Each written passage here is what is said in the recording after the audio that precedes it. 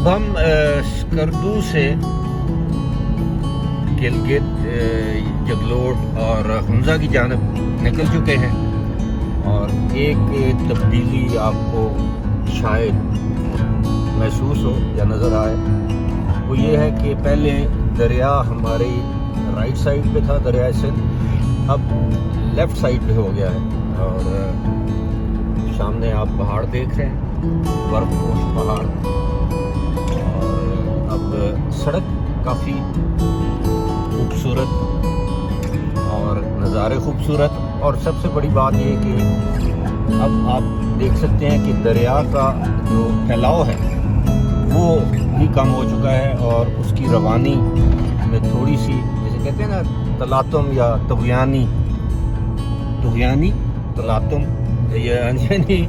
تھوڑا سا دریا اب اپنی شدت سے بہہ رہا ہے، اور پہلے بڑے سکون کے ساتھ آپ نے دیکھا ہوگا کہ خپلو سے اسکردو تک یا اسکردو سے نکلنے تک یوں ہی دریا کا، یعنی سڑک کا رخ بدلتا ہے، دریا نے تو اپنا رخ نہیں بدلا، بہہ رہا ہے، تو دریا کی روانی میں اچانک ہمیں تیزی محسوس ہو رہی ہے، اور خوبصورت دن اکتوبر کا، مڈ اکتوبر، اور دھوپ، پہلے بھی میں ایک ویڈیو میں ذکر کر چکا ہوں کہ آج تیسرا دن ہے ہمارا اس ایریا میں، اور پہلا دن ہے جب ہمیں دھوپ ملی، اس سے پہلے بادل ہمیں نظر آئے، اور دھوپ میں ظاہر ہے یہ ان پہاڑوں کا حسن آپ نے زیادہ نکھر کے سامنے آ چکا ہے، اور آگے جو جائیں گے آپ کو دکھاتے جائیں گے جو بھی خوبصورت مناظر ہمیں نظر آئے گے۔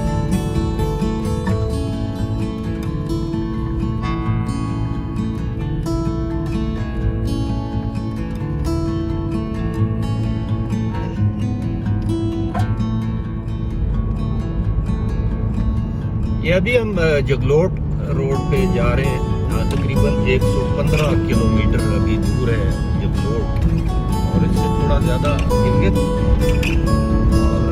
بس ساتھ سفر، اور ہم نے جلدی پہنچنے کی کوشش تو کی ہے، لیکن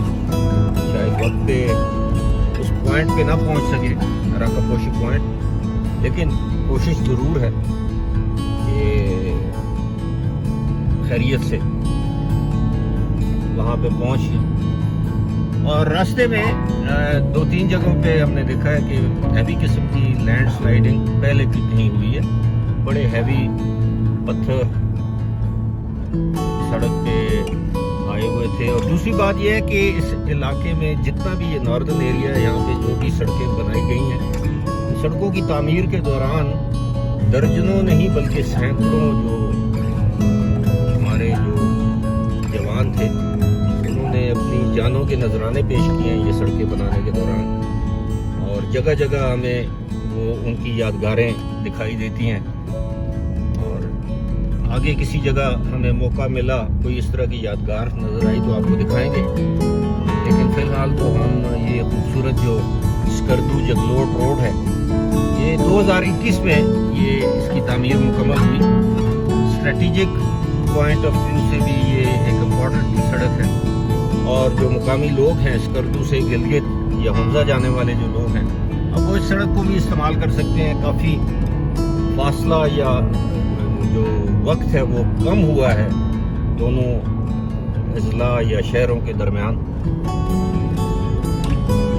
اور دریائے سندھ جہاں پہ ہمیں نظر آئے گا آپ کو دکھائیں گے، اپنی شدت کے ساتھ جو ہے وہ بہہ رہا ہے۔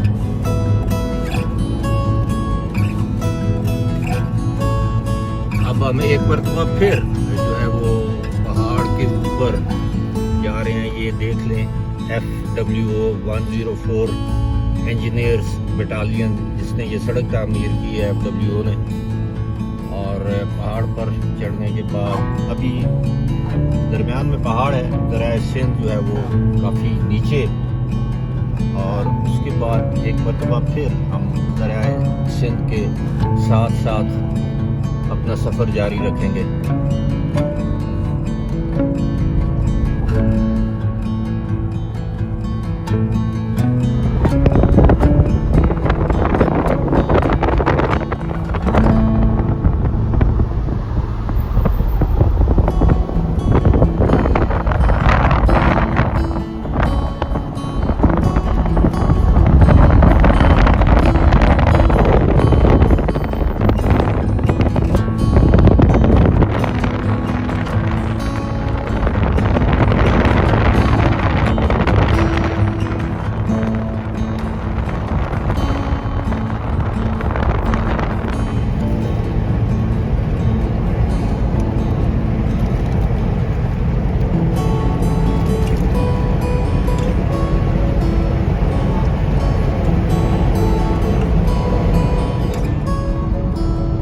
یہ کافی زیادہ ایسا ایریا ہے جہاں پہ اکثر لینڈ سلائیڈنگ ہوتی ہے، خاص طور پر جب بارشیں ہوں. اور یہاں پر پہلے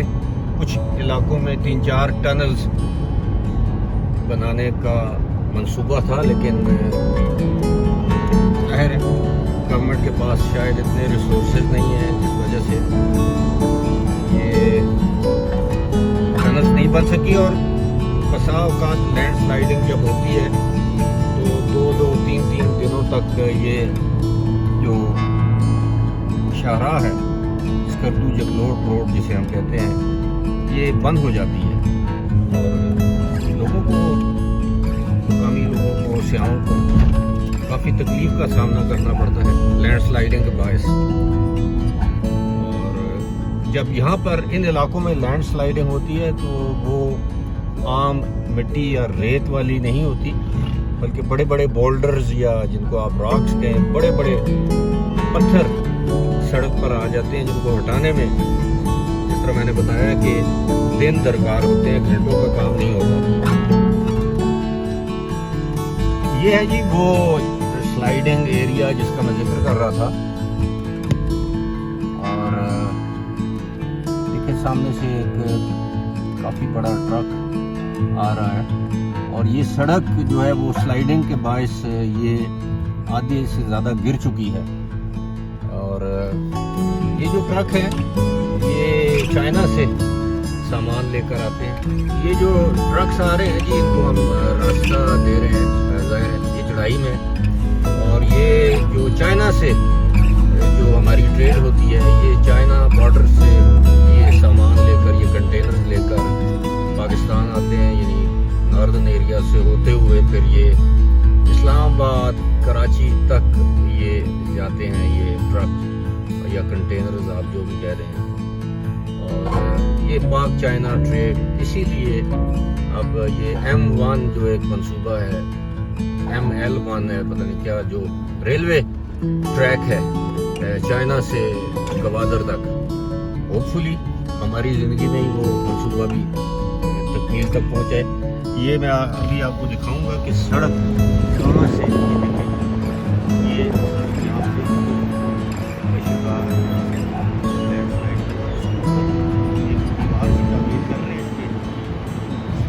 لیکن جب اتنے بڑے راکس نیچے آئے تو پھر آپ کو پتہ ہے کہ سڑک یا یہ ریٹیننگ والز کچھ بھی نہیں کر سکتا.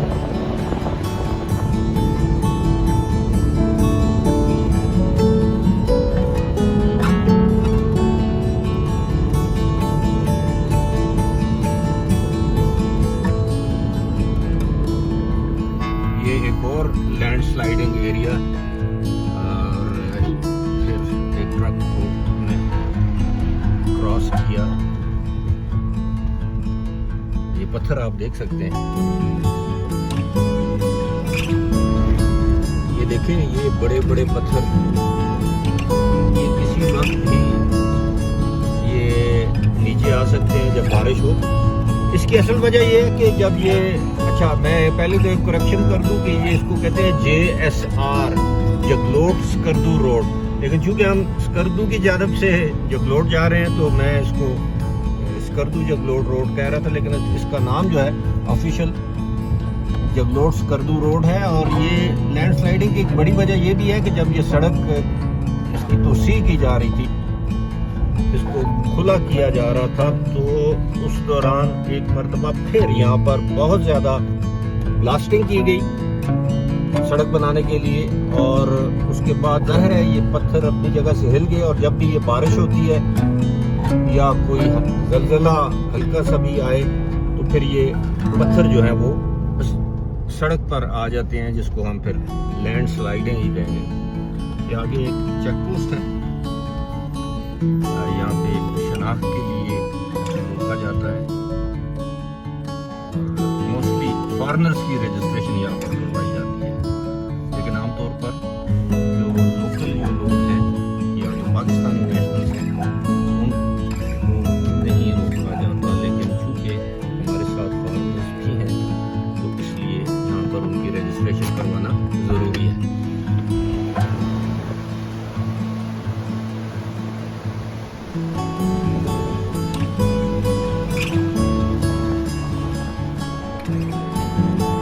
روزہ کی طرف ہمارا سفر جاری ہے. ایک ریسٹ ایریا درمیان میں آیا ہے تو سوچا یہاں پہ تھوڑی دیر کے لیے رک جائیں, آرام کر لیں, چائے وغیرہ پی لیں اور اس کے بعد اپنا اگلا سفر جاری رکھیں گے. اس ویڈیو کا اختتام یہیں پر کرتا ہوں. اس کی وجہ یہ ہے کہ ویڈیو زیادہ طویل نہ ہو جائے. آگے کا سفر جاری رہے گا, لیکن اس سے پہلے ہمیشہ کی طرح اگلی ویڈیو بھی دیکھنی ہے. اس سے پہلے والی یہ پورا ایک سیکوینس ہے, لیکن اس سے پہلے آپ سے ریکویسٹ کہ اگر ابھی تک آپ نے چینل کو سبسکرائب نہیں کیا تو سبسکرائب کیجئے, لائک کیجئے, اپنے دوست احباب میں شیئر کیجئے, اپنے کامنٹ سے ضرور آگاہ کیجئے گا. آپ کا بہت بہت شکریہ. فی الحال اس ریسٹ ایریا سے خدا حافظ.